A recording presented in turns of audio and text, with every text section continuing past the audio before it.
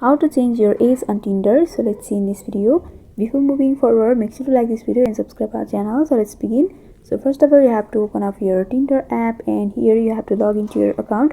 After that, in my profile you can see there is on 23 where 23 is my age.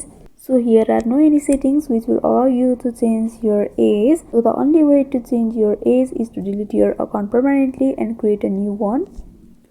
But be informed that deleting your account will remove all of your chats and all of the data and messages of your account. But still, if you want to delete your account and create a new one, then the simple thing you can do is you have to tap on the settings option which is in the right upper corner, and after that we have to scroll down below and you'll be able to see the two options over here, logout and delete account. So since we are looking for deleting your account, you have to tap on delete account option over here, and you have to continue on delete my account option.